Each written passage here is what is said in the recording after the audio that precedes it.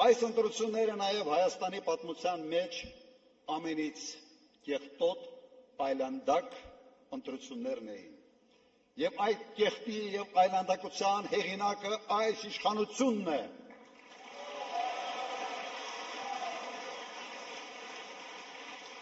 Իրենք թոնավորել են այս ընտրարշավը իրենց թույնով, կեղտոտ բերաններով, կեղտոտ բառապաշարով։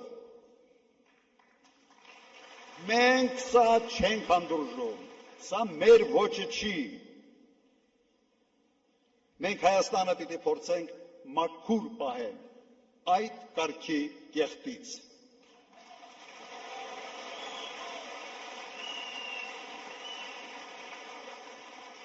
Ոչ մի ընտրություն Հայաստանի պատմության մեջ չի զուգորդվել այս քանակի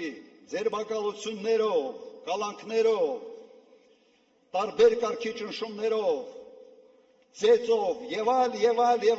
եւ այս ամենի հեղինակը այս իշխանությունն է, որը եկել է ժողովրդավարության կարգախոսներով, բայց դարձել են ուղղակի բռնապետական ոճ ունեցող իշխանություն։ Եվ այդ ամենիչով նույնիսկ հարցականի տակ են դնում արդյունքների լեգիտիմությունը։ Յուրաքանչյուր ընտրություն, սիրելի հայրենակիցներ, դա առաջի հերթին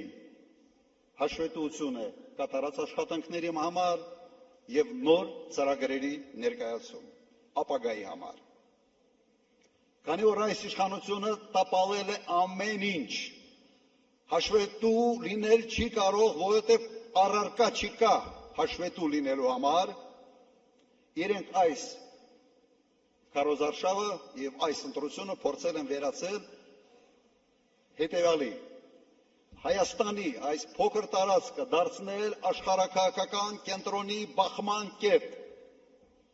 ինչը հեչ լավ տեղ չի եւ վտանգավոր տեղ է փոքր պետությունների համար։ Այս տեսանկյունից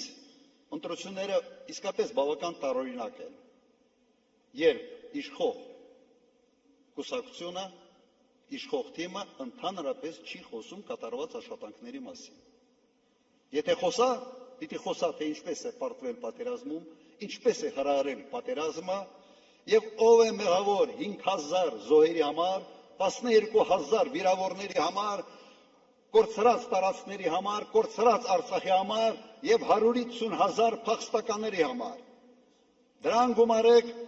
առնվազն 80 միլիարդ դոլարի վնաս, որը հասցվել է հայ ժողովրդին, հայությանը։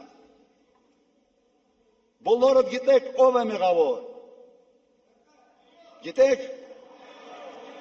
Հիմա դրա մասին իրենք պետք է գան եւ հաշվետվություն տան մեր ժողովրդին։